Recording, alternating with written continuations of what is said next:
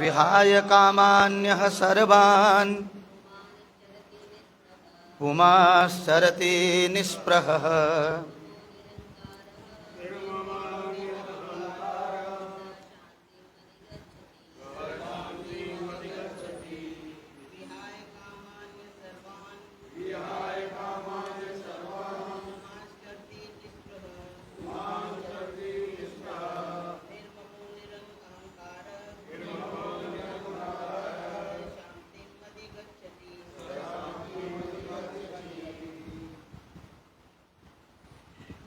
और कोई? ठीक है, बोलिए। विहाय, छोड़कर, कामान, इंद्रिय तृप्ति की भौतिक इच्छाएं,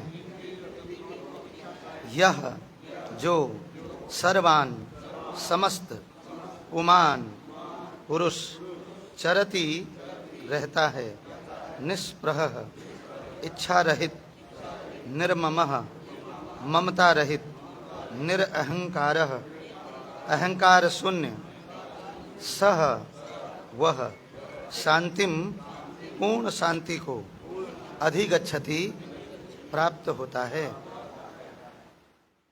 अनुवाद और तात्पर्य परम महाभागवत जगत गुरु श्रील प्रभुपाद जी के द्वारा।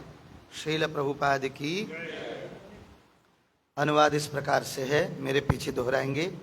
जिस व्यक्ति ने इंद्रिय तृप्ति की समस्त इच्छाओं का परित्याग कर दिया है, जो इच्छाओं से रहित रहता है, और जिसने सारी ममता त्याग दी है तथा अहंकार से रहित है, वही वास्तविक शांति को प्राप्त करता है या प्राप्त कर सकता है। तो इसको समझते हुए आगे जाएंगे। निष्प्रह होने का अर्थ इंद्रिय तृप्ति के लिए कुछ भी न करना। इसको समझना है, इस बात को बोलते ना, सब इच्छाओं का त्याग करना, भौतिक इच्छाओं का त्याग करना, जिसके कारण हम इस संसार में फंसे हुए हैं। लेकिन आध्यात्मिक इच्छाएं रहनी चाहिए। हम मरे हुए नहीं हैं, डेड नहीं हैं। इच्छाओं को कन्वर्ट करना है, चेंज करना है, भगवान की शुद्ध भक्ति मांगनी है, भगवान की प्रेम भक्ति मांगनी है, भगवान के भक्तों का संग मांगना है, और भगवान के नाम, रूप, गुण, लीलाओं में क्या मांगनी बताइए? बोलिए माता जी। रुचि मांगनी है, रुचि, रुचि हो जाए, आसक्ति हो जाए, प्रेम हो जाए इसमें। तो ये मांगना जो है, ये इच्छाओं को सही जगह लगाना है। निष्प्रहा का मतलब वो इच्छाओं से रहित। कौन सी इच्छाओं से रहित?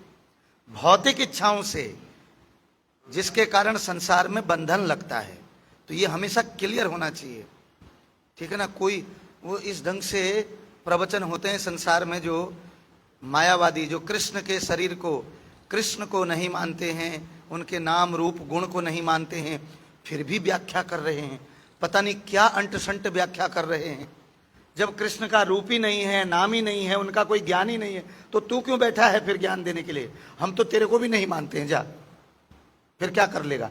तू इतनी बड़ी जुर्रत कर सकता है कि भगवान नहीं है, उनका रूप नहीं है, वो खाली हवा है, तो मैं तेरे को भी नहीं मानता, तो दिखाई नहीं दे रहा मेरे को, जा। तू इतनी बड़ी जुर्रत कर सकता है, समूचे भगवान को खा जाता है। खा जाता है मतलब वो है ही नहीं, तो हम तेरे को नहीं मानते। जा, तू कौन है? तू कौन सी खेत की मूली है? तो ऐसे लोग जो हैं, सब कुछ त्याग देना, और त्याग कुछ भी नहीं पाते हैं, सारी चीजों में फंसे रहते हैं। तो यहां पर भौतिक इच्छाओं का त्याग है। आध्यात्मिक इच्छाएं रहेंगी ही रहेंगी, और रहनी भी चाहिए। भगवान स्वयं इच्छा करते हैं अपने भक्तों के सानिध्य, अपने शुद्ध भक्तों का जो मनों में भाव है, वो कैसे उनकी सेवा करना चाहते हैं, उन सेवाओं को भगवान चखते हैं, स्वीकार करते हैं, उनके घरों में जाते हैं उनके प्रेम को चखने के लिए। हद हो गई, हमारे ठाकुर जी में इच्छाएं हैं तो हम कैसे डेड हो सकते हैं? तो ये हमेशा जो है इस एक लाइन कोई अंडरलाइन नहीं है, ये ध्यान रखें। कोई इच्छा ही नहीं है, भौतिक इच्छा नहीं है बोल रखा है वहां पर, जिससे हम बंधन में बंधते हैं। कृष्ण के लिए इच्छाएं ही इच्छाएं हैं। हे कृष्ण, मेरे को आपका पगड़ी भी लगानी है, मेरे को आपकी ये, मेरे को आपको ये भी खिलाना है, वो भी ये सारी इच्छाएं भरी पड़ी हैं। है नहीं? तो ये समझना है। दूसरे शब्दों में कृष्ण भावना भावित होने की इच्छा वास्तव में इच्छा शून्यता या निष्प्रहता है। जो अभी बताया आपको, कृष्ण भावना मतलब कृष्ण की सेवा करना, कृष्ण का नाम लेना, कृष्ण को प्रसन्न करना, कृष्ण की आज्ञा में रहना, उनका गीता पढ़ने की इच्छा, भागवत पढ़ने की इच्छा, एक दफे भागवत कराने की इच्छा, कोई भक्त मेरे घर आए, मैं मंदिर जाने की इच्छा, ये सब इच्छाएं होनी चाहिए।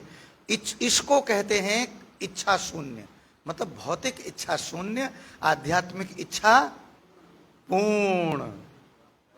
समझ रहे हैं? तो ये है इसका सही अर्थ।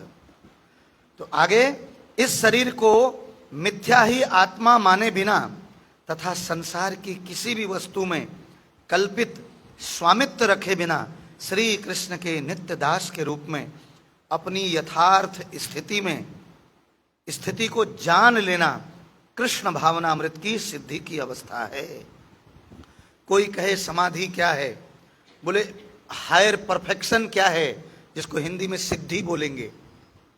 इस संसार में अणिमा लघिमा प्राप्त कामिमा ईशावास्यता, ठीक है ना, अणिमा मणिमा मतलब छोटे से छोटा बनना, बड़े से बड़ा बनना।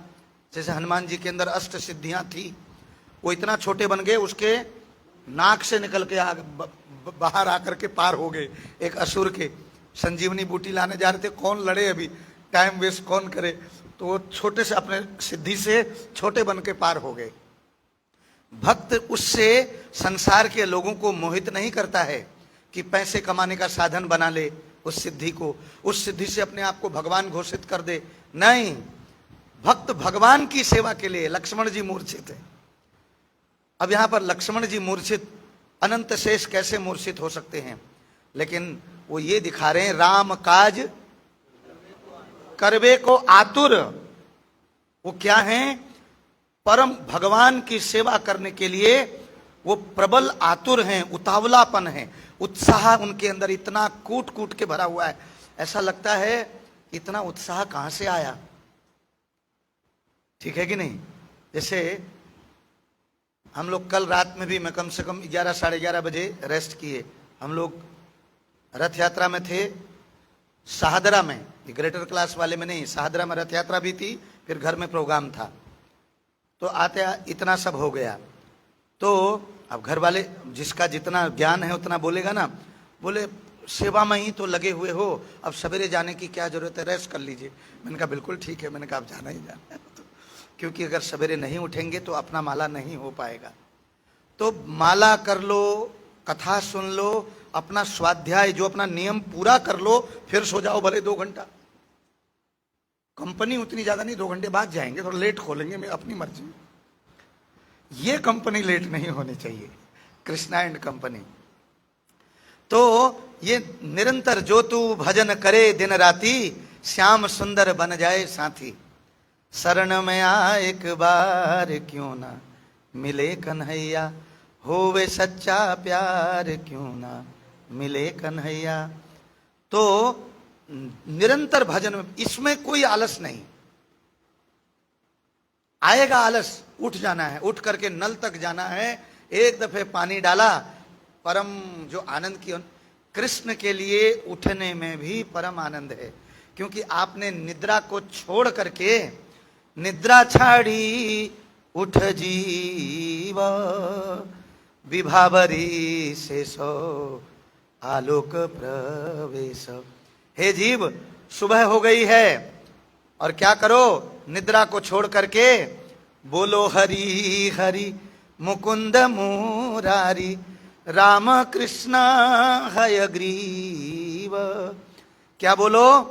राम कृष्ण हयग्रीव। बोलो हरि हरि। ठीक है कि नहीं? मुकुंद मुरारी, इन नामों का उच्चारण करो और अपने मनुष्य जीवन को सफल बना लो। याद रखना, छोटा सा बच्चा भी यदि ना, तो ये मत बोले बेटा तो भी बच्चा है सो जा, नहीं, उठ रहा है उठने दो, लगन लगने दो। यदि वो नाम जप रहा है तो अनंत जन्मों के बाद ये जन्म में होश आ गया है उसको और वो नाम जपने लग गया है।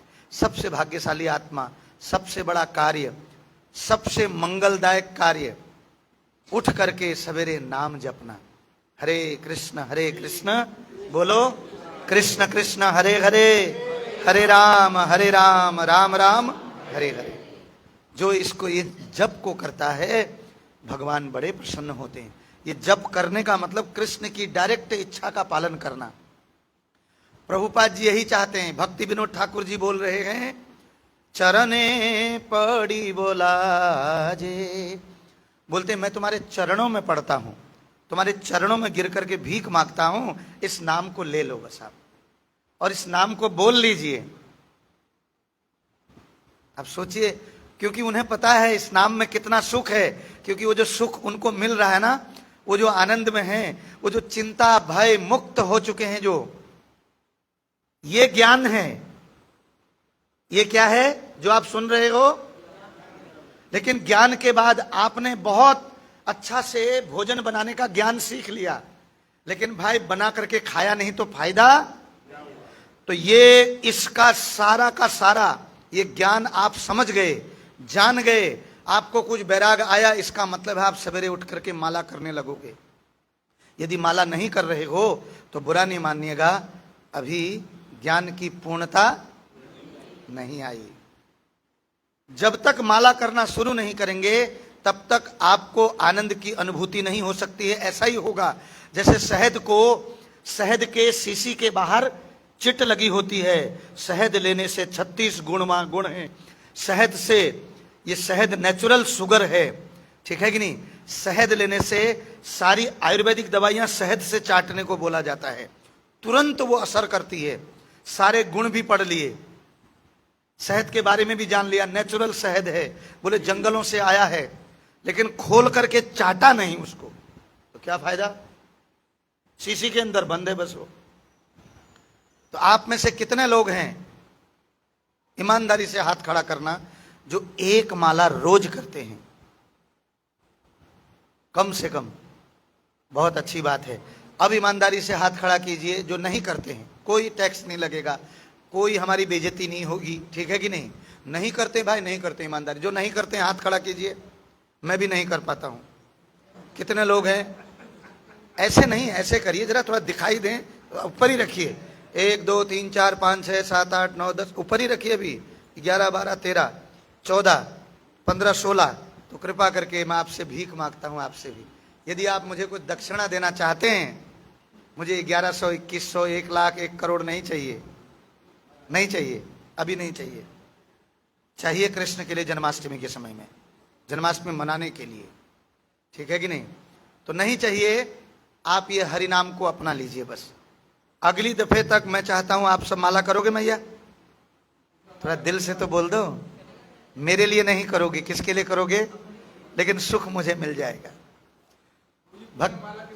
भक्ति विनोद ठाकुर जी को सुख मिल जाएगा और प्रभुपाद जी को सुख मिल जाए। क्या आप चाहोगे नहीं इतने शुद्ध भक्तों को सुख मिले, भगवान को सुख मिले, चाहोगे कि नहीं चाहोगे। लाख चाहिए ना करोड़ चाहिए, बस हे श्याम सुंदर आपका प्यार चाहिए, क्योंकि आप मिल गए, प्यार मिल गया, वो करोड़ों तो मेरे ही हैं, लक्ष्मी जी भी मेरी ही हैं। अभाव किस चीज का है फिर। तो कितने भक्तों के पास माला है, जिनके पास नहीं है वो जो हैं हाथ खड़ा करें, उनको फ्री में दी जाएगी। प्लीज हाथ ऐसे मत दिए, अब ऐसे करा नीचे रख दिया, हमें क्या पता। प्रभु जी थोड़ा निहारिए, ऐसे करिए जरा, ऐसे करके प्लीज। प्रभु ये आशीर्वाद वाला नहीं, ऐसा। मेरे को भी माला चाहिए, हरि बोल। प्रभु जी हरे कृष्णा, इधर से देखिए तो सही, थोड़ा थोड़ा देखिए, वो अगली दफे आते हैं कि नहीं आते हैं, पता चला आए ही नहीं, फिर माला लेने के लिए भी नहीं आए, ठीक है। प्रभु जी खत्म होने से 10 मिनट पहले चले जाइएगा और वो दवाई भी ले आना, सुगर, समझ रहे हैं। हाँ जी, याद रहना चाहिए, कितने दिनों से बोल रखा है। भक्तों की सेवा का मतलब है, एक दफे बोला देखिए, सामने कागज में लिखना है आज ये करना है, दोबारा बोलना ना पड़े। तब है ज्ञान जी। हरि बोल। और क्या, और मान लिया नहीं है तो नहीं हो पाएगा, ताकि हमारा अपना चीज वो है, दोनों चीजें बस उसी समय। किसी के लिए भी है, खाली एक जने के लिए नहीं है, किसी के लिए भी बात। भक्त लोग, हम लोग सचेत रहते हैं। मान लिया आज एक रिक्शे वाले ने भी मेरे को कुछ कार्य दिया, इसका मतलब भगवान ने उसको भेजा मेरे पास, या उसने मुझे ये योग्य समझा कि मैं वो कर पाऊं। मान लिया हो पाता है तो भी, नहीं हो पाता तो भी, क्योंकि कल भूल जाएंगे। 36 काम है बाहर, एक कागज में लिखना चाहिए आज ये काम करने हैं, फिर ऑफिस में जाके लिस्ट देखनी है, अरे बाप रे बाप ये 4 काम नहीं हुए हैं, और अगले दिन के लिए जो नहीं हुए वही कागज में फिर नीचे लिखना है, ये पहले करने हैं। ये है पूर्ण चेतना में विकसित व्यक्ति। हम इतनी बड़ी बड़ी बात कह रहे हैं, भगवान का वो क्या बोलते हैं, कौन सा वाला भक्त, स्थिर बुद्धि वाला कैसा होता है, ये सतोगुणी बुद्धि है, सतोगुणी बुद्धि। और आजकल संसार में ऐसे व्यक्ति को मूर्ख समझा जाता है, क्योंकि मूर्ख लोग ही मूर्ख समझेंगे।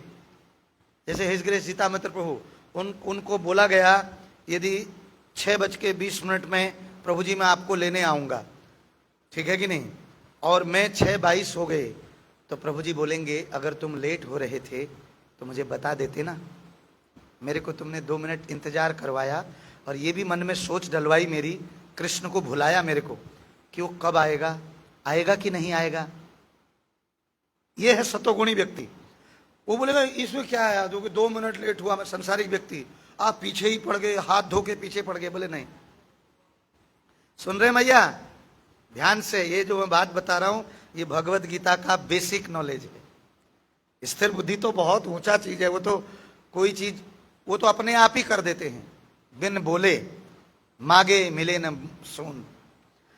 तो ये चीजें बहुत ध्यान देने योग्य चीजें हैं, बहुत ध्यान देने हैं, तभी हम इस सिद्धि की अवस्था प्राप्त कर पाएंगे।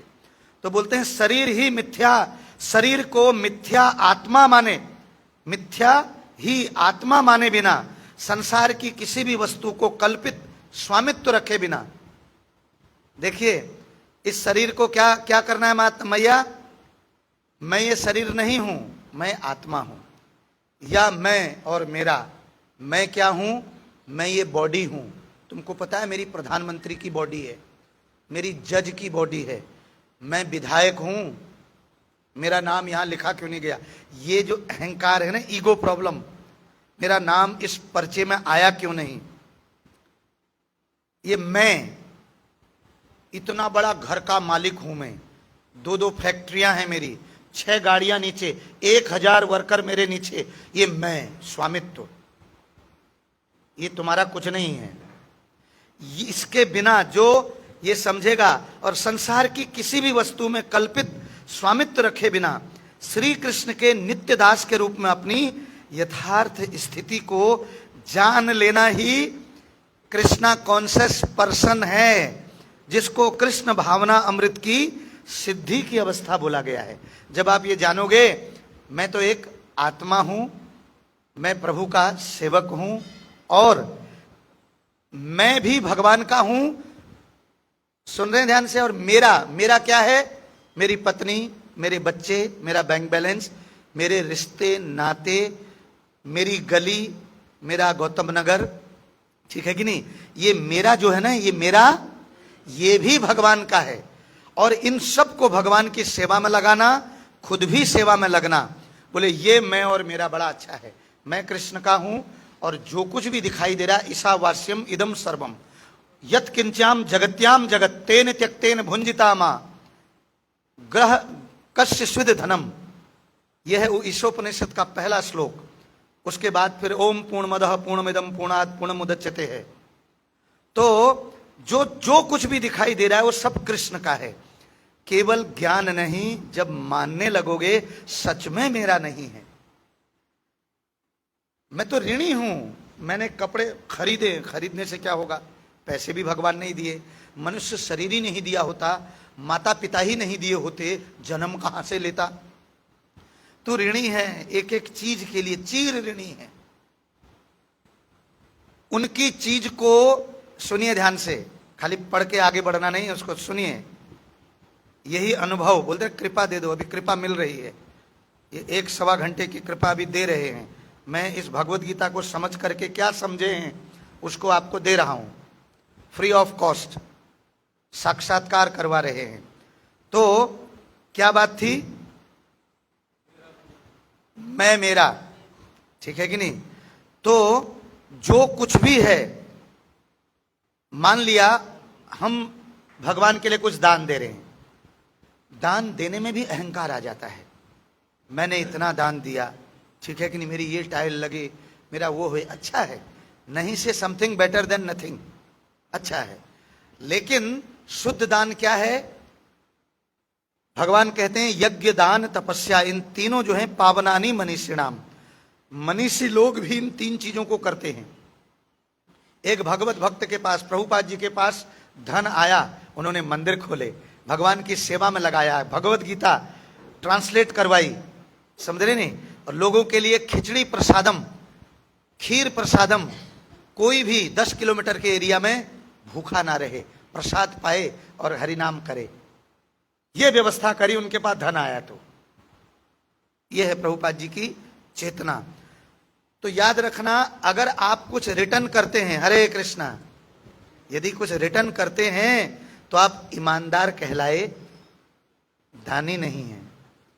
भगवान की वस्तु तेरा तुझको अर्पण, क्या लागे है, क्या लागत है मोर, उनकी वस्तु को, जैसे जल उसी में से लिया और उन्हीं को अर्घ कर रहे हैं, क्या दे दिया तुमने, ईमानदारी है, बस हो गया। इसको ईमानदार कहेंगे, इसको दानी नहीं कह सकते।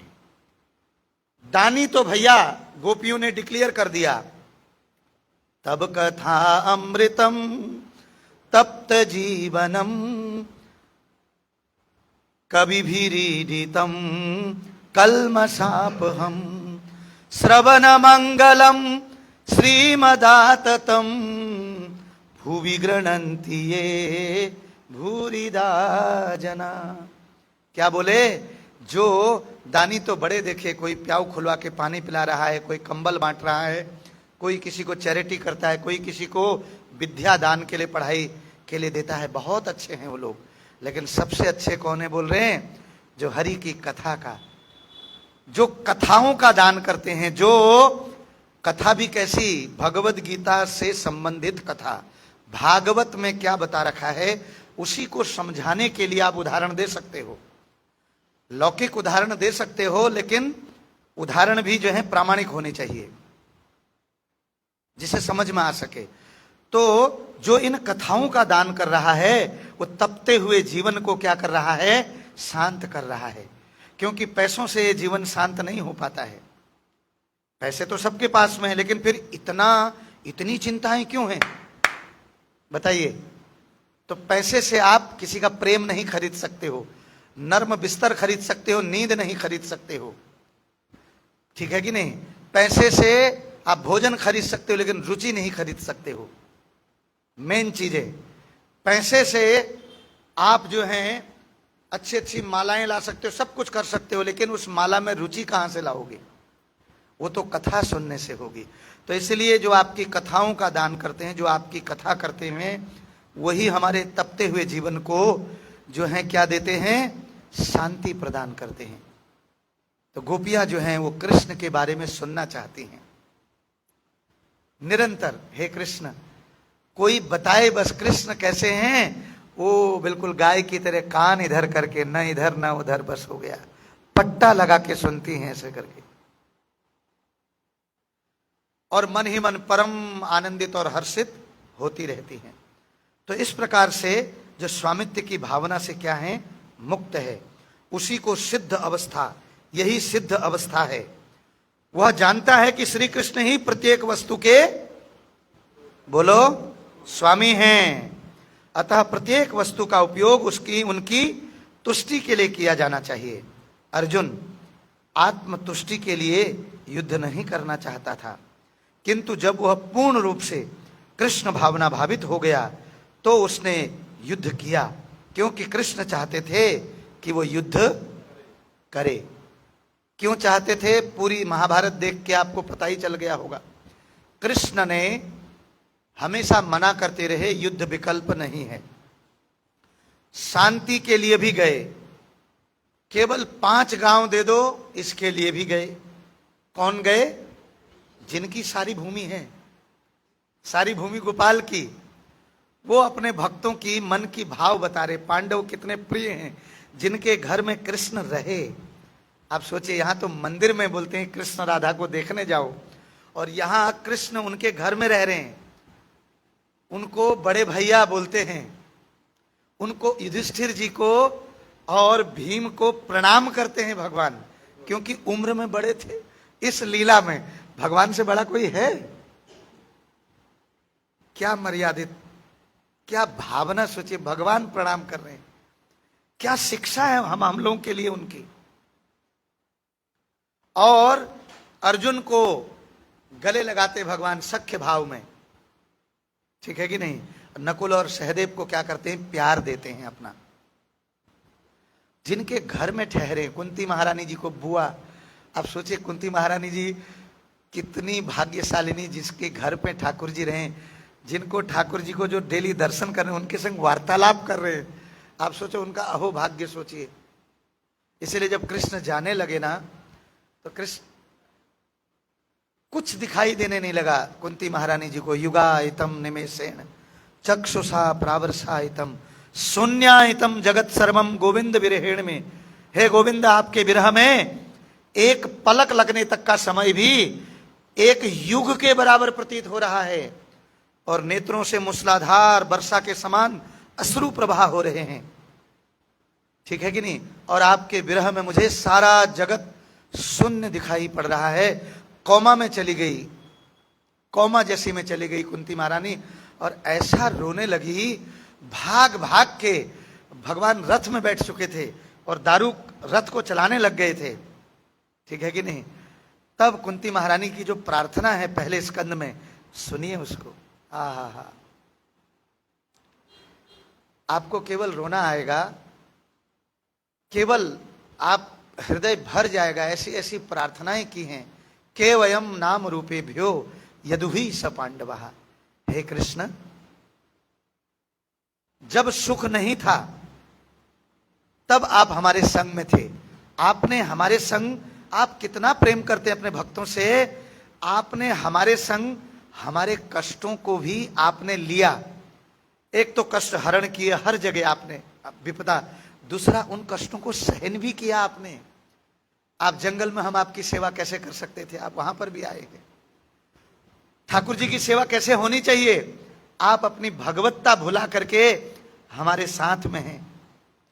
हर समय एक नौकर की भांति, एक पुत्र की भांति, एक परिवार के प्रेमी सदस्य की भांति आपने हमारी सब हर तरह से सेवा की है। पत्थर पड़े इस सुख पर, ठीक है कि नहीं, जो आपको भुला दे। बोले बलिहारी उस दुख को जाऊं जो आपको याद दिला दे। वो दुखी अच्छे थे, फिर वो दुखी अच्छे थे, इसलिए हमें दुख में हमें रहना पसंद है, इसलिए दुख मांगे कुंती महारानी जी ने, क्योंकि वो दुख में आप थे। अब ये जो युधिष्ठिर को राजगद्दी मिल गई, क्या करें, इस काम चाटें। आप ही चले गए लाइफ से, जबकि कृष्ण द्वारिका जा रहे हैं, लेकिन उनकी लाइफ से गए नहीं हैं, क्योंकि भगवत भक्त हमेशा भगवान का चिंतन करता है। कैसे जा सकते हैं? लेकिन फिर भी जैसे प्रश्न करते हैं ना, किसी ने कहा कि वृंदावन के कृष्ण तो वृंदावन से बाहर जाते ही नहीं हैं,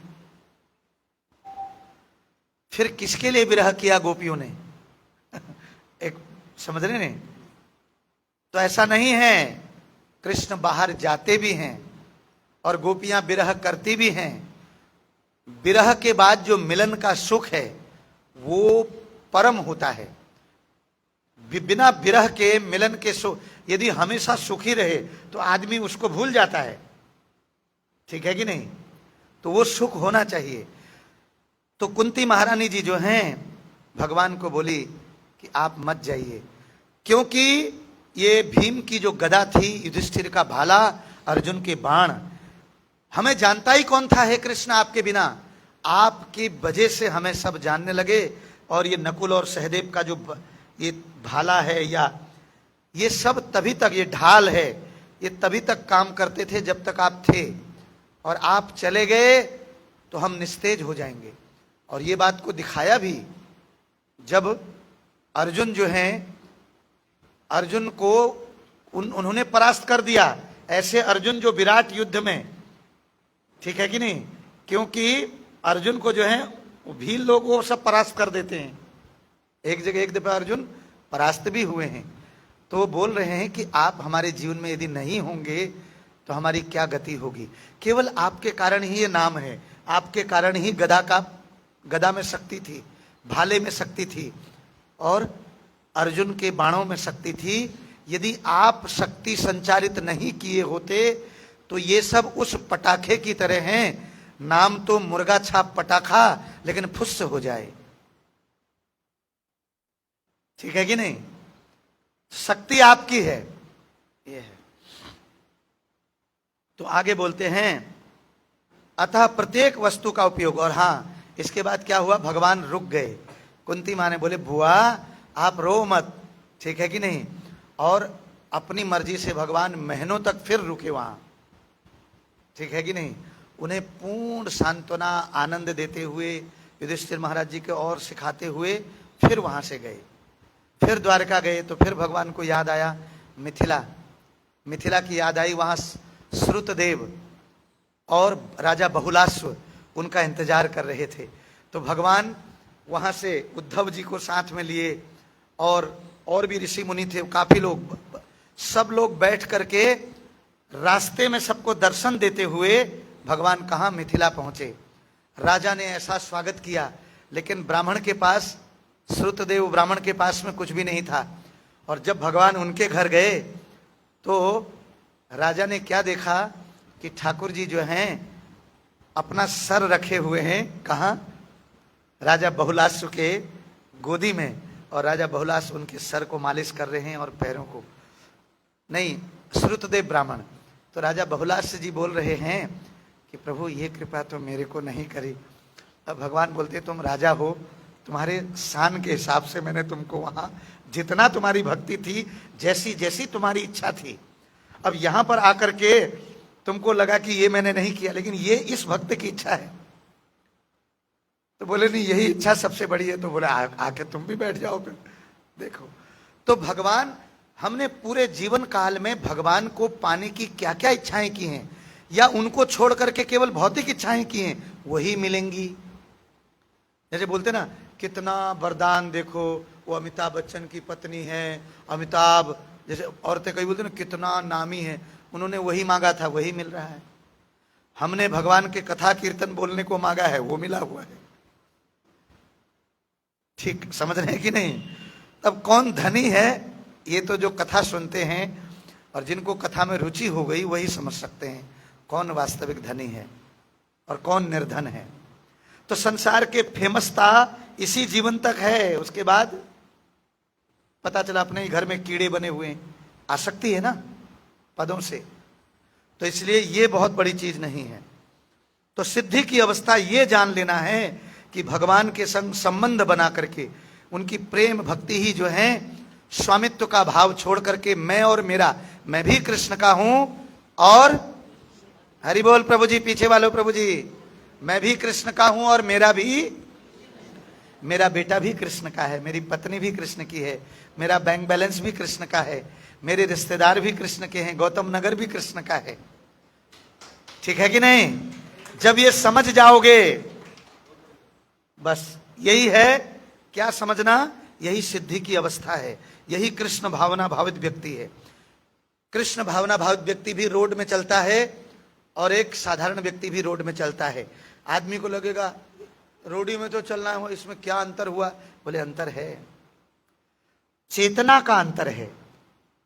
एक व्यक्ति कृष्ण की प्रसन्नता के लिए रोड में चल रहा है, दूसरा अपनी खुशी के लिए, अपनी इंद्रियों के तर्पण के लिए रोड में चल रहा है। कितना जमीन आसमान का। एक व्यक्ति सरकार का कहना मानते हुए, रेड लाइट का पालन करते हुए रोड में गाड़ी चला रहा है, ठीक है कि नहीं, तो वो जेंटल पर्सन हो जाता है। लेकिन एक व्यक्ति लाल बत्ती तोड़ ताड़ करके बिल्कुल केवल जैसा मेरी मर्जी होगी, तो जेल का हकदार होता है। कोई बोलेगा दोनों गाड़ी चला रहे थे, बोले इंटेंशन गलत थी इसकी, और वहां इंटेंशन सरकार का कहना मानते हुए आगे जाने की। एक पुरस्कृत होता है, एक को दंड मिलता है। अंतर है चेतना का। शरीर कहीं पर भी रहे, चेतना कहां है? यस, तो यही है, केंद्र में जो है वो श्री कृष्ण हो। आगे बोलते हैं, अर्जुन आत्मतुष्टि के लिए युद्ध नहीं करना चाहता था, किंतु जब वह पूर्ण रूप से कृष्ण भावना भावित हो गया तो उसने युद्ध किया, क्योंकि कृष्ण चाहते थे कि वह युद्ध करे। उसे अपने लिए युद्ध करने की कोई इच्छा न थी, किंतु वही अर्जुन कृष्ण के लिए अपनी शक्ति भर लड़ा। वास्तविक इच्छा शून्यता कृष्ण तुष्टि के लिए इच्छा है। कितनी बड़ी बात बोलती, वास्तविक इच्छा शून्यता।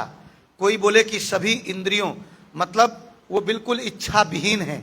ये इच्छा विहीन का मतलब क्या हुआ? कृष्ण की खुशी के लिए इच्छाएं ही इच्छाएं हैं, और लेकिन अपनी खुशी के लिए एक भी इच्छा, यही इच्छा शून्यता है। और अच्छा आप सोचिए, ज्यों ही आप कृष्ण की इच्छा, ये रहस्य भी है, ध्यान से सुनिए, ये रहस्य भी है, ज्यों ही कृष्ण की इच्छा को पूरे करना चाहते हैं आप, तो आपकी अपनी इच्छाएं अपने आप ही पूर्ण, बोले कोई इच्छा रही नहीं गई अब, ये भौतिक इच्छा कृष्ण के अलावा। इसको बोलते हैं कृष्ण भक्ति कैले सर्व कर्म कृत है। जब कृष्ण भक्ति करते हो, जैसे 2000 का नोट आपके पास है तो उसमें 2 रुपए का भी है, 5 का भी, 10 का भी, 50 का भी, 100 का भी, 250 का भी, 500 का भी, 200 का भी, 1000 का भी, सब नोट हैं, ठीक है कि नहीं? तो कृष्ण यदि हैं आपके पास में, पूरे के पूरे कृष्ण, तो क्या है आपके पास, आपकी सारी इच्छाएं अपने आप ही पूर्ण हो जाएंगी, क्योंकि कृष्ण मिलना ही सभी इच्छाओं का पूर्ण होना है। इस संसार में आंखों को खुश करने के लिए रूप चाहिए, कान को खुश करने के लिए शब्द या कोई गाना चाहिए, मुंह को खुश करने के लिए, तृप्त करने के लिए जिह्वा रसना को भोजन चाहिए, कुछ पेय पदार्थ चाहिए। अलग अलग इंद्रियों को तुष्ट करने, फिर भी तुष्ट 2 घंटे के लिए होती है, फिर नया चाहिए, फिर चाय चाहिए। सच बात है। लेकिन यदि कोई कृष्ण को केवल आंखों से देखे तो कान भी तृप्त हो जाते हैं, मुंह भी तृप्त हो जाता है, हाथ भी, अंग अंग तृप्त हो जाता है। ठीक बात है। तो इसीलिए बता रखा है, कृष्ण भक्ति कैले सर्व कर्म कृत है। जो कृष्ण भक्ति कर लेता है वो सारे कर्मों को करने वाला हो जाता है, वो कर्मों को छोड़ने वाला, छोड़ू राम नहीं है वो। उसने सब कर्म कर लिए पिछले जन्मों में, तभी तो वासुदेवम सर्वमिति मिले उनको। अब कृष्ण ने बोला मैं तेरे को मुक्त कर देता हूं संसारिक कर्मों से, जिनमें बड़ा दुखदाई है वो, अब आजा मेरी सेवा में। तो कृष्ण की सेवा मिल जाती है। ठीक है। तो आप घर में रहते हुए भी पत्नी, बच्चा, संतान, ये सबको कृष्ण का मानो। ये कृष्ण का है, ये संतान मेरी बाद में है, पहले ये कृष्ण का है, और इसको कृष्ण भक्ति सिखाना मेरा पहला पाठ है। समझ रहे नहीं कि समझ रहे? ये पहला है। इसको गीता सुनाना, इसको भागवत सुनाना, इसको माला करवाना। बेटा नाश्ता तब मिलेगा, एक माला करके आओ। अपने संग बिठा करके चलो आज आधा घंटा बैठते हैं। बोले पापा हफ्ते भर का जो पॉकेट मनी देते हो? बोले जरूर देता हूं, पहले आधा घंटा बैठ जरा। ऐसे वो पॉकेट मनी से पहले बैठेगा जरूर। बड़े विनम्र रहते हैं बच्चे उस वक्त में, क्योंकि वो मिलते ही सांड की तरह फिर कहना पापा छोड़ देंगे 7 दिन, फिर 7वें दिन रैंक करके, क्योंकि फिर मिलना है। जी पापा, ओके माँ। तो बड़ा बोले ऐसे तो कभी कहना नहीं मानता है। उससे पहले उसको आधा घंटा बैठ के बोलो ये चीज हम चाहते हैं, हमारी ये भी इच्छा है तेरे लिए। खाली पैदा करना, बोले आजकल के बच्चे बोलते ना पैदा क्यों किया? तो बोले बेटा पैदा इसलिए नहीं किया कि तू कहना नहीं मान, पैदा इसलिए नहीं किया कि तू हमारे लिए ही कष्ट का कारण बन जाए, पैदा इसलिए नहीं किया कि अपना भी जिंदगी कष्ट में डाल दे। हम तुम्हारे पिता होने के नाते, माता होने नाते मित्र भी हैं तुम्हारे, और मित्र कभी भी किसी को भी गलत रास्ते पे तो चलने ही नहीं देगा। तू तो फिर घर में पैदा हुआ है, ये तो हमारा राइट बनता है।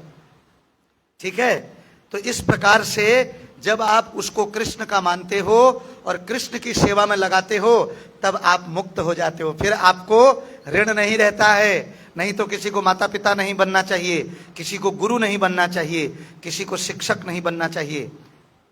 ठीक है कि नहीं?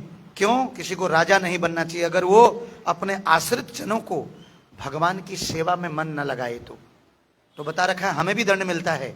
खाली माता पिता हो जाने से, खाली खाना पीना खिला दिया, शादी कर दी, समझ रहे नहीं, उसके बाद जो करे करने दो, फिर माता पिता का कर्तव्य नहीं निभा रहे हैं, हमारे लिए ही कष्ट का कारण बनेंगे वही लोग। ठीक है, तो आगे बोलते हैं, जीव कभी भी इच्छा शून्य या इंद्रिय शून्य नहीं हो सकता, किंतु उसे अपनी इच्छाओं की गुणवत्ता बदलनी होती है। भौतिक दृष्टि से इच्छा शून्य व्यक्ति जानता है कि प्रत्येक वस्तु कृष्ण की है। ईशावाद्यम वास्यम ईशावास्य इदम सर्वम। अतः वह किसी भी वस्तु पर अपना स्वामित्व घोषित नहीं करता। वह दिव्य ज्ञान आत्म साक्षात्कार पर आधारित है, अर्थात इस ज्ञान पर कि प्रत्येक जीव कृष्ण का अंश स्वरूप है और जीव की शाश्वत स्थिति कभी न तो कृष्ण के तुल्य होती है न उनसे बढ़कर के होती है। ये जान लेता है वो, और वो ये मान लेता है मैं गुप्ता गुप्ताइन, शर्मा शर्माइन, ठीक है कि नहीं, और पांडे पांडाइन, जोशी जोशाइन या हिमांचल हिमांचलियाइन नहीं हूं। मैं किसका हूं? मैं कृष्ण का हूं, मैं उनकी जीवात्मा हूं। गुप्ता बाद में हूं मैं, ठीक है कि नहीं, गोयल बाद में हूं, पंजाबी बाद में हूं मैं, उड़िया बंगाली बाद में हूं, पहले किसका हूं? तभी भगवत गीता सुनी आपने, याद रखना। जब ये मान लोगे मैं कृष्ण का हूं, अरे मानना क्या है, ऑलरेडी हो। बताओ कितनी व्यथा हो गई उनसे दूर हो करके, आज मनवाना पड़ रहा है, बताना पड़ रहा है तुम किसके हो, तुम्हारी जाति क्या है, कृष्ण का दास, कृष्ण का सेवक। इसीलिए हम लोगों की जाति क्या रखी जाती है दीक्षा के बाद? बोले अब गोयल पांडे थापर नहीं रहे, अब ये गंगा दास, भीष्म सिद्ध दास, नवल किशोर दास, नित्य किशोर दास, नित्य किशोरी दासी, सरस्वती देवी दासी। समझ रहे नहीं? अब वो जात पात सब छोड़ दी, इसीलिए दास इस स्तर पर आना है। किस स्तर पर? कि मैं कृष्ण का सेवक हूं, मेरी सारी चीजें भी कृष्ण की ही हैं। बस फिर आप मुक्त पुरुष हो इस संसार में रहते हुए, और आत्म साक्षात्कार प्राप्त व्यक्ति हो, और स्थिर व्यक्ति हो, सिद्ध हो। आप जहां जाओगे वहां पर क्या करोगे? आप खुद एक मंदिर हो, जो आपको देखेगा, आपके तिलक को देखेगा, वो हरे कृष्णा बोलेगा, उसको भी ज्ञान दे करके वहां से आप आत्म साक्षात्कार युक्त व्यक्ति बना करके आगे बढ़ोगे। यही सत्संग है, यही प्रचार है। बस इस प्रकार कृष्ण भावना भाव का यज्ञ, यह ज्ञान ही वास्तविक शांति का मूल सिद्धांत है। वास्तविक शांति उसी को मिलती है जो ये चीज समझ जाता है। इसीलिए इस श्लोक में श्री भगवान शांति प्राप्त करने की विधि का वर्णन कर रहे हैं। पिछले श्लोक में भगवान ने शांति प्राप्त करने की विधि का वर्णन किया था जी। अच्छा उधर बोले ना। परंतु उस श्लोक में भगवान ने कृष्ण भावना भावित व्यक्ति की तुलना समुद्र से की थी। श्लोक संख्या 54 में अर्जुन का चौथा प्रश्न था, स्थिर बुद्धि वाला कैसे चलता है। परंतु पिछले श्लोक में भगवान ने कृष्ण भावना भावित व्यक्ति की तुलना समुद्र से की थी। वो समुद्र की तरह शांत होता है, अचल होता है, वो चलता नहीं है। इसका अर्थ है कि कृष्ण भावना भावित व्यक्ति की समुद्र के साथ तुलना एक पक्ष से तो ठीक है, परंतु प्रत्येक पक्ष से उचित नहीं है। अतः इस श्लोक में भगवान कृष्ण भावना भावित व्यक्ति का वर्णन दूसरे प्रकार से कर रहे हैं, ताकि ऐसा समझ में आए कि वह व्यक्ति समुद्र की तरह अचल न होकर श्री कृष्ण की सेवा में क्रियाशील होता है। समुद्र का उदाहरण तो शांति के लिए दिया, समुद्र की तरह शांत होता है लेकिन निष्क्रिय नहीं होता, एक ही जगह नहीं रहता है। कृष्ण भावना भावित व्यक्ति इस श्लोक में यह बता रखा है, वो इच्छा शून्य नहीं है, केवल वो भगवान के लिए एक्टिव रहता है, ऑलवेज वो क्रियाशील है। तो कितनी बड़ी बात है, देखिए ये बता रखा है। एक एक श्लोक में हमारे ज्ञान की एक एक परत क्या होती है, बोलो, खुलती रहती है और हम सिद्ध अवस्था को प्राप्त करते हैं। ठीक है, तो बहुत बहुत धन्यवाद। यहीं पर विराम देता हूं।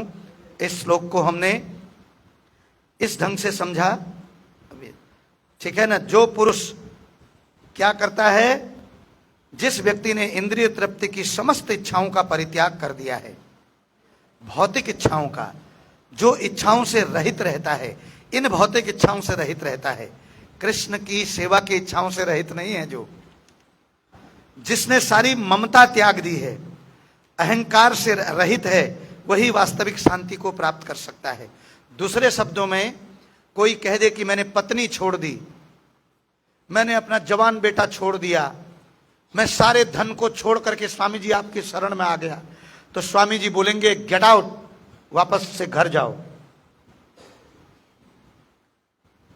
तुमको फुल टाइम डिवोटी स्वीकार नहीं किया जा सकता है जब तक कि उन सब का मन भगवान में ना लगा के आओ। पत्नी जवान है, अभी उसका फिर मन इधर उधर डोलेगा, वापस जाइए। इसको त्याग नहीं कहेंगे। त्याग क्या है, सारा धन है आपके पास में, उसको कृष्ण की सेवा में लगा के आओगे तब त्याग है। बोले 25% अपने पुत्र इत्यादि के लिए, 25% आपातकाल के लिए और 50% धन, इन सब का मन भगवान के उसमें लगा करके 50% धन भगवान की सेवा के लिए दे करके तब तुम गृहस्थ जीवन से मुक्ति को ले सकते हो, और पुत्र के संरक्षण में पत्नी को रख करके। बोले तुम सोचोगे कि मैं तो करोड़ों रुपए त्याग आया घर में, बोले नहीं जी, तुम बैरागी नहीं हो। बैरागी कौन है, जो उन करोड़ों को भगवान की सेवा में लगा दे। वो बच्चे बिगड़ जाएंगे, वो संपत्ति को स्वाहा कर देंगे, फूंक देंगे, कोई काम नहीं करेंगे, बिगड़ेल हो जाएंगे, इसको त्याग नहीं कहते। ठीक है।